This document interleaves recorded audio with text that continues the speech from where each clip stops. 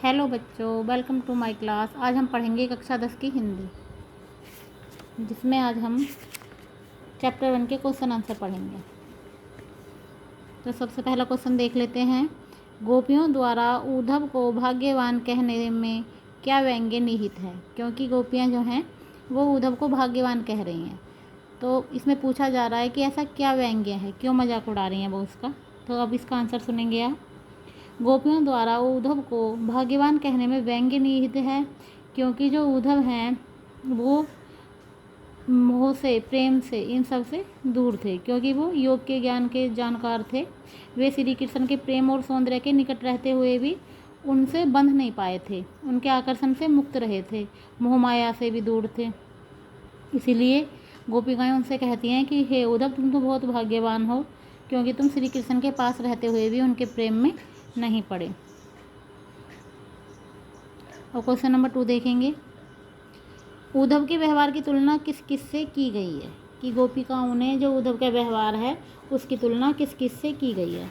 तो सबसे पहले उन्होंने जल में पड़े रहने वाले कमल की उन पत्तियों से की है, जो जल में रहकर भी जल स्पर्श नहीं कर पाती। पत्तियां कमल के साथ जल में तो रहती हैं, लेकिन जल को स्पर्श नहीं कर पाती, उसके थोड़ा ऊपर रहती हैं। जल में पड़ी रहने वाली तेल की उस गगरी से भी की है, जिसमें जल घुल मिल नहीं पाता, क्योंकि तेल से जल मिल नहीं पाता है। तो इन दोनों चीज़ों से तुलना की है उन्होंने। सबसे पहले कमल की उन पत्तियों से जो जल में रहकर भी जल को छू नहीं पाती हैं, और दूसरा तेल की उस गगरी से। अब क्वेश्चन नंबर 3 देखेंगे। गोपियों ने किन किन उदाहरणों के माध्यम से उद्धव को उल्हाने दिए हैं? मतलब क्या क्या कहा है? तो गोपियों ने कमल की उन पत्तियों के जो जल के समीप रहते हुए भी जल को छू नहीं पाती हैं, उस तेल से युक्त चिकनी गगरी को जो पानी में रहती हुई भी एक बूंद भी उसमें घुल मिल नहीं पाती है, इन दोनों माध्यमों से उन्होंने उल्हाना दिया है गोपियों ने उद्धव को। क्वेश्चन नंबर 4 देखेंगे। उद्धव द्वारा दिए गए योग संदेशों ने गोपियों की विरह अग्नि में घी का काम कैसे किया? ठीक है, वो विरह में तो पहले ही जल रही थी, और जो उद्धव संदेशा लेकर आए तो कहा गया कि भाई उन्होंने अग्नि में घी डाल दिया, इस तरीके का काम किया है। तो कैसे किया है? तो श्री कृष्ण गोपियों को तड़पता छोड़कर मथुरा चले गए, और श्री कृष्ण के वियोग में गोपियाँ विरह वेदना में जल रही थीं, उनके दुख में, उनके वियोग में बहुत परेशान थीं। लेकिन उन्हें एक आस लगी हुई थी कि श्री कृष्ण अवश्य आएंगे।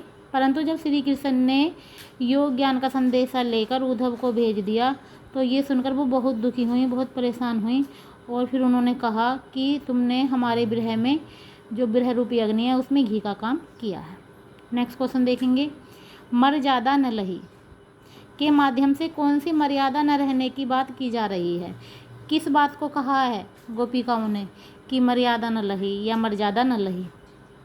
तो मर्यादा न लही के माध्यम से श्री कृष्ण द्वारा गोपियों के प्रेम की मर्यादाओं को तोड़ दिया गया, तथा गोपियों को योग ज्ञान के संदेश को भेज दिया गया। इसलिए गोपियाँ उनसे कहती हैं कि श्री कृष्ण ने तो प्रेम की मर्यादा को भी नहीं रखा। नेक्स्ट क्वेश्चन देखते हैं। कृष्ण के प्रति अपने अनन्य प्रेम को गोपियों ने किस प्रकार अभिव्यक्त किया है? कि वो कृष्ण से बहुत ज़्यादा प्रेम करती हैं, तो गोपियों ने कैसे प्रकट किया, ये पूछा जा रहा है। तो उन्होंने कहा है कि हमारे लिए जो श्री कृष्ण है वो हारिल पक्षी जैसे अपने पैरों में एक लकड़ी दबाए रखता है, तो हारिल पक्षी की जो लकड़ी है उसकी तरह है। जैसे वो पक्षी उस लकड़ी को हमेशा पकड़े रहता है, ऐसे ही श्री कृष्ण को हमने मन से, क्रम से, वचन से पकड़ लिया है, और हमने श्री कृष्ण के सिवा किसी के बारे में सोचना नहीं है। हमारे मन में हमेशा कौन है? हमारे मन में हमेशा श्री कृष्ण हैं, और हम हमेशा हंसते, रोते, सोते, जागते, दिन में, रात में हमेशा क्या रट लगाए रहती हैं? कान्हा कान्हा की रट लगाए रहती हैं, और जो तुम हमें ये संदेशा दे रहे हो ये तुम्हारा व्यर्थ है। तो इस प्रकार से गोपियों ने अपने प्रेम को प्रकट किया। नेक्स्ट क्वेश्चन देखेंगे। गोपियों ने उद्धव से योग की शिक्षा कैसे लोगों को देने की बात कही? तो गोपियों ने उद्धव से कहा कि तुम जो अपना ये संदेशा हमारे लिए लेकर आए हो, वो ऐसे लोगों को दो जिनके मन चंचल हैं, यानी जिनके मन अपनी जगह स्थिर नहीं है। हमारे मन में कौन है? हमारे मन में तो श्री कृष्ण है, और हम पर तो आपके इस संदेशे का असर होने वाला नहीं है। तो ये संदेशा उनके पास लेके जाओ जिनके मन चकराए हुए हैं, जिनके मन स्थिर हैं। नेक्स्ट क्वेश्चन देखेंगे। प्रस्तुत पदों के आधार पर गोपियों का योग साधना के प्रति दृष्टिकोण स्पष्ट करें कि उनका दृष्टिकोण कैसा है योग साधना के प्रति। तो जो गोपिकाएँ हैं वो योग साधना को शुष्क मानती हैं, नीरस मानती हैं, बिना रस का मानती हैं।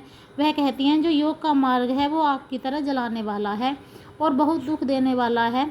योग ज्ञान को अपनाने की बात सुनते ही वह जलने लग जाती है, मतलब उन्हें ऐसा लगता है कि जैसे उनका विरह और भी ज़्यादा बढ़ गया हो और उन्हें योग का जो संदेशा है वो कड़वी ककड़ी की तरह लगता है। वह उन्हें एक व्याधि यानी रोग की तरह लगता है। वह कहती हैं कि तुम कैसा रोग ले आए, कैसी बीमारी ले आए जो ना हमने कभी सुनी, ना हमने कभी देखी, ना कभी हमने भोगी। अब क्वेश्चन नंबर 9 देखते हैं। गोपियों के अनुसार राजा का धर्म क्या होना चाहिए। यहाँ पर बात आई है कि श्री कृष्ण जी क्योंकि अब राजा बन चुके हैं मथुरा के और गोपियाँ कह रही हैं कि अब तो वो राजा बन चुके हैं तो उनका क्या धर्म होना चाहिए। तो गोपिकाएँ कहती हैं कि जो राजा है वह हमेशा अपने प्रजा के हित की रक्षा करे, उन पर किसी प्रकार का अत्याचार ना करे, ना कोई अन्याय करे और ना होने दे, और वह किसी भी तरह से अपनी प्रजा को ना सताए। ये राजा का फर्ज बताया है गोपियों ने। क्वेश्चन नंबर 10 देखेंगे। गोपियों को कृष्ण में ऐसे कौन कौन से परिवर्तन दिखाई दिए जिनके कारण वे अपना मन वापस पा लेने की बात कहती हैं। वो कहती हैं कि भी इससे तो हमारा मन हमें वापस मिल जाए। आप देख रहे हैं ये क्वेश्चन नंबर 10 है। अब इसका आंसर देखेंगे। गोपियों के अनुसार श्री कृष्ण ने राजनीति शास्त्र पढ़ लिया है और वो क्या हो गया है, अब वो बदल गए हैं, वो पहले जैसे नहीं रहे।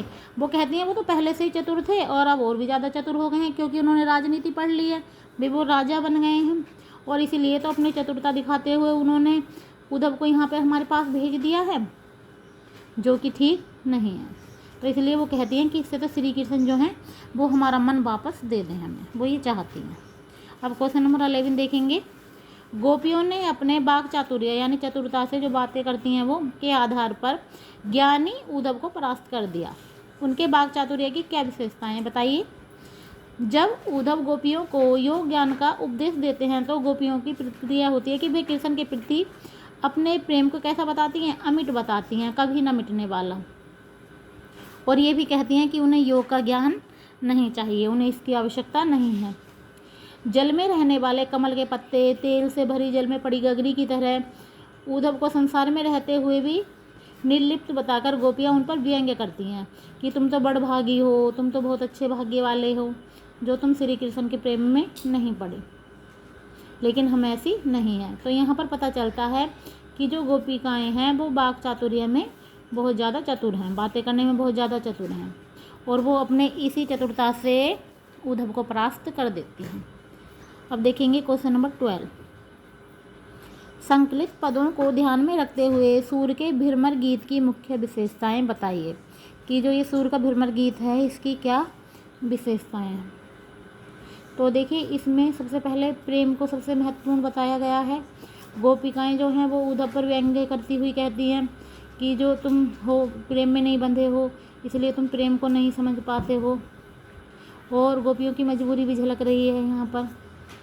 और जो संदेशा भेजते हैं वो भी उन्हें बुरा लगता है और कहीं ना कहीं गोपियों की जो श्री कृष्ण से भेंट होने की उम्मीद है वह भी टूट गई है।